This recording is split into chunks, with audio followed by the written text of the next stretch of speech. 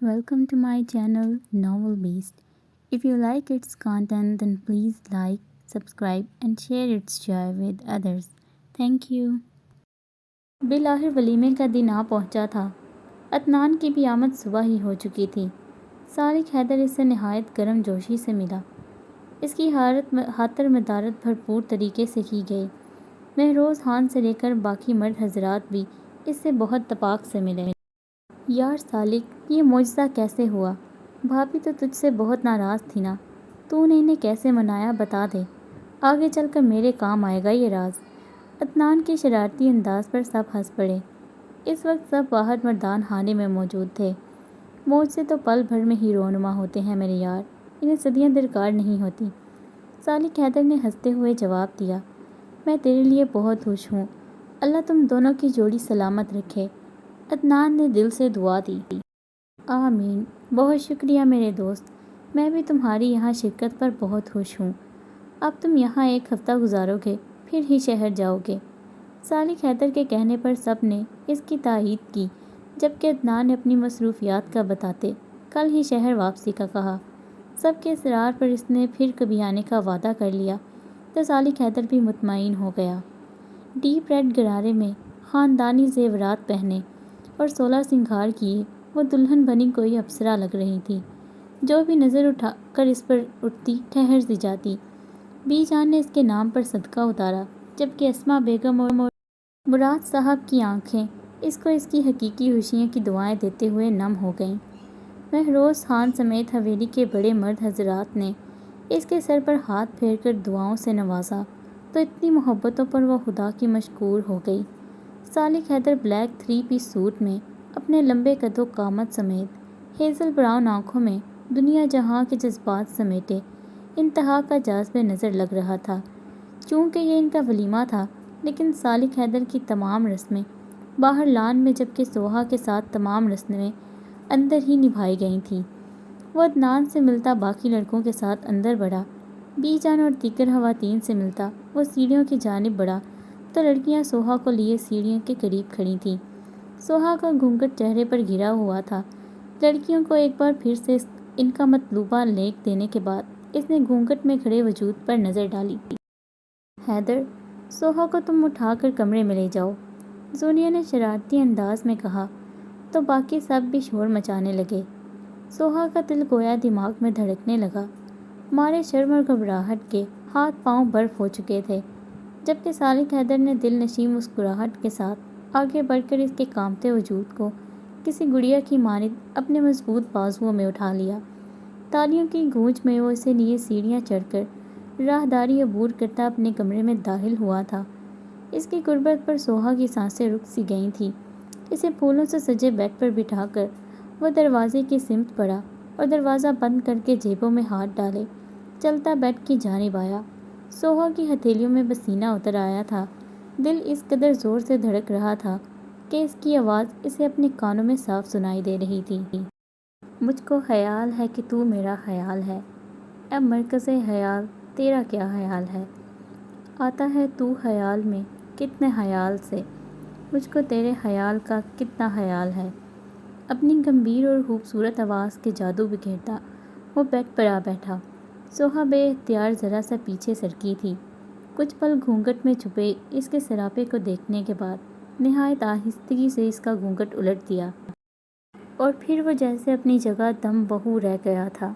लंबी पलकें जो कि हया के बोझ से रुखसारों की जीनत बनी हुई थीं, दमकती पेशानी जिस पर नाजुक सा खूबसूरत टिका अपनी जोबन दिखा रहा था, खड़ी सतू नाक में पहनी नथ इसके दुल्हापे को मज़ीद निखार रही थी।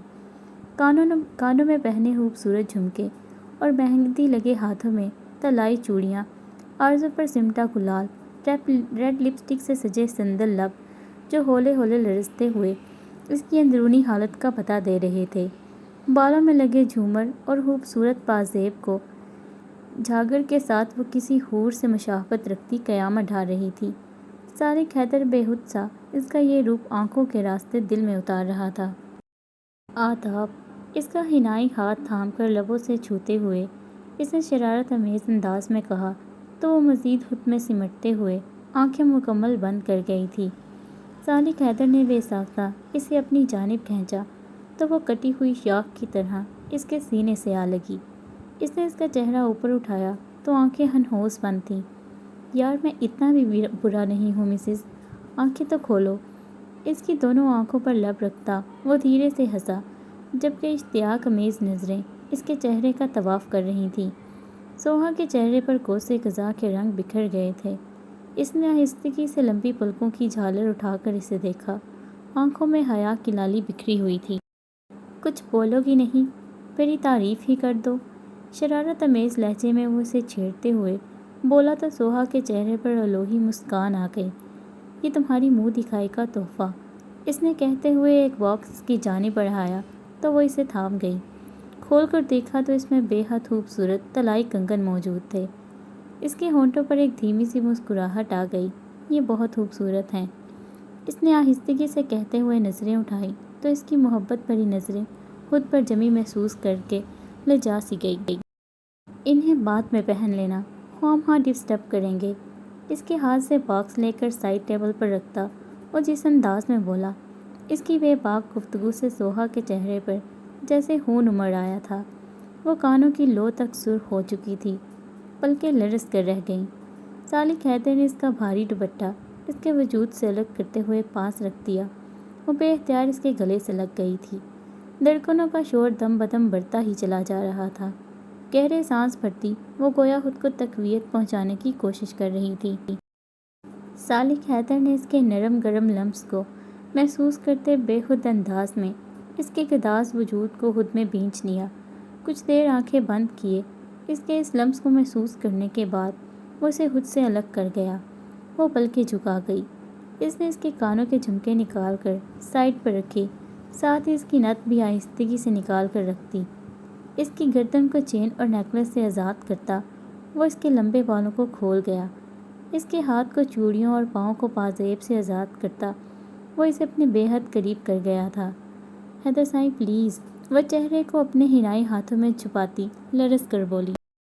سالک حیدر نے ایک ہاتھ سے اس کی کمر جکڑ کر جبکہ دوسرے ہاتھ سے اس کے ہاتھ کو اس کے چہرے سے ہٹایا تو وہ بے ترتیب سانسوں کے ساتھ پزل ہوتی اسے دیکھنے لگی، جس کے تیور خطرناک لگ رہے تھے۔ اس نے اس کے ماتھے سے اپنا ماتھا ٹیک دیا۔ مسز پلیز کی تو گنجائش ہی نہیں بچتی، اتنے انتظار کے بعد تو یہ لمحات نصیب ہوئے ہیں، اس نے گمبھیر آواز میں کہتے اس کی شارک پر لب رکھ دیے تو اس کے حواس مختل ہونے لگے تھے۔ ایسا محسوس ہو رہا تھا جیسے جسم کے ہر مسام سے پسینہ نکل رہا ہو۔ اس کا چہرہ اوپر اٹھاتے ہوئے اس نے اس کی پیشانی پر محبت کی مہر ثبت کی، پھر اس کے دونوں آرزوں کو چومتے اور اس کی ٹھوڑی پر اپنے لب رکھ دیے۔ وہ آنکھیں بند کیے گہری سانسیں لیتی، خواب کسی کیفیت میں تھی۔ اس کے کپ کپاتے لبوں کو دیکھتے ہوئے سالک حیدر بے اختیار اس کے ہونٹوں پر جھک گیا۔ سوہا نے یکدم مضبوطی سے اس کے شانوں کو تھاما تھا۔ دل کی دنیا میں دھڑکنوں کا عجیب شور برپا تھا۔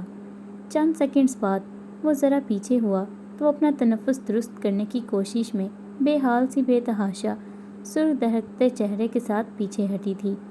اس کی حالت دیکھتے ہوئے وہ بے ساختہ قہقہہ لگا گیا۔ وہ ہاتھوں میں چہرہ چھپائے بیڈ سے اتر کر قدرے فاصلے پر کھڑی ہو گئی۔ میں چینج کر لوں پلیز؟ وہ ہاتھوں میں چہرہ چھپائے ہی بولی۔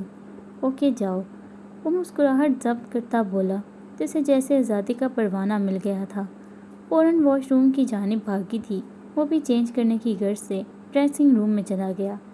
چینج کرنے کے بعد وہ کچھ دیر تذبذب میں کھڑی رہی۔ اس شخص کے سامنے جانے کے خیال سے ہی دل لرزنے لگا تھا، اوپر سے اس کی بولتی ہوئی نظریں۔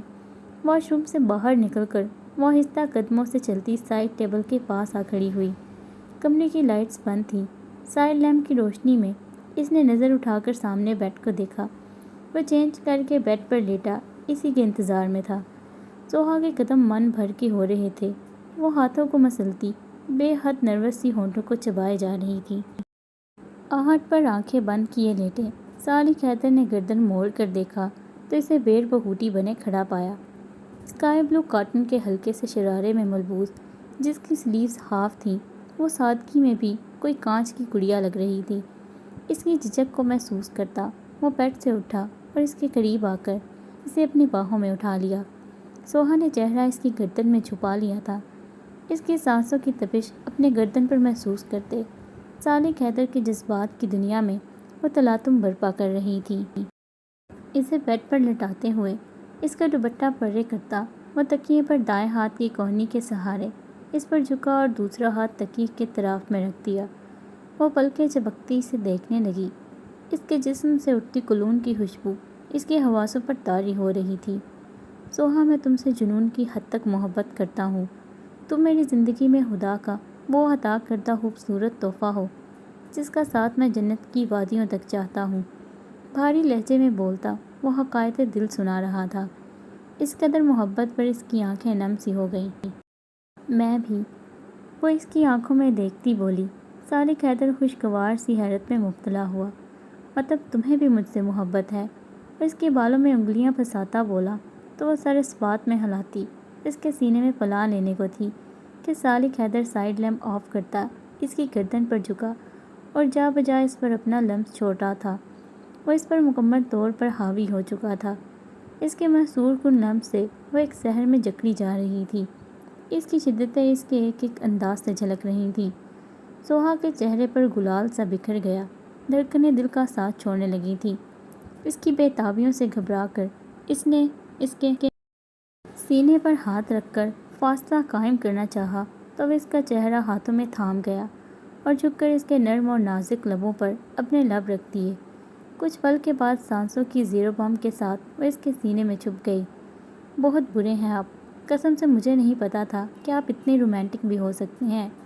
اس کے گرد اپنا ننھا سا ہزار باندھ کر اس کے سینے میں منہ چھپائے سانسوں کو درست کرتی وہ قطرے خفگی سے بولی تو کمرے کے خوابناک فضا میں سالک حیدر کا چھت پھاڑ قہقہ گونجا۔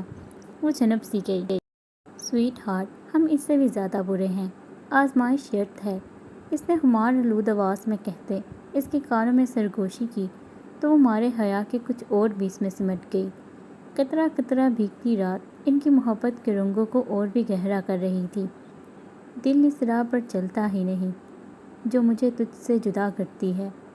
زندگی میری تھی مگر اب تو تیرے کہنے میں رہا کرتی ہے۔ اس کی آنکھ کھلی تو خود کو مضبوط ہزار میں پا کر اس نے اپنے برابر لیٹے بے خبر سوئے سالک حیدر کو دیکھا۔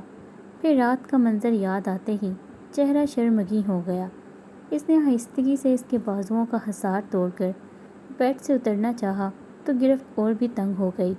وہ بوکھلا کر اسے دیکھنے لگی جو خمار آلود آنکھوں میں بلا کی شرارت بھرے اسے دیکھ رہا تھا۔ وہ بری طرح شرما گئی تو گویا وہ اتنا بھی بے خبر نہیں تھا۔ ایسے کیسے دیکھ رہے ہیں، چھوڑیں، ہکلاتے ہوئے اس کے باہوں سے نکلنا چاہا تو وہ ایک جھٹکے سے اسے واپس لٹاتا اس کے اوپر جھک گیا۔ آپ کی رات تو خیریت سے گزری تھی نا محترمہ؟ وہ شرارت سے بولا تو وہ شرم سے چور چور ہو گئی اور رجالت بھرے انداز میں اس کے سینے پر مکہ مارا تھا۔ نئی زندگی کی نئی صبح مبارک ہو میری جان۔ جذبے سے کہتا وہ جھکا اور اس کی پیشانی چوم لی تو وہ مسکرا دی۔ آپ کو بھی، اس نے پلکوں کی باڑ جھکا کر کہا تو وہ اس کے شرمیلی ادا پر فدا ہوتا اس کی آنکھوں پر لب رکھ گیا۔ اب چلیں پلیز ورنہ لیٹ ہو جائیں گے، وہ اٹک اٹک کر بولی۔ کوئی لیٹ نہیں ہوتا، مجھے ابھی ان لمحات کو محسوس کرنے دو، ڈونٹ ڈسٹرب می۔ وہ دونوں پر کمفرٹ درست کرتا ایک بار پھر اس پر جھک گیا تو وہ اس کی بے لوث محبتوں کے آگے بے بس سی ہو گئی۔ تمہیں کیا لکھوں؟ دوست لکھوں، ہمدم لکھوں، غم گسار لکھوں یا پیار لکھوں؟ دل کہتا ہے کہ دنیا کے تمام خوبصورت لفظوں کو یکجا کر کے ایک پیاری سی بات لکھوں، تمہیں کائنات لکھوں۔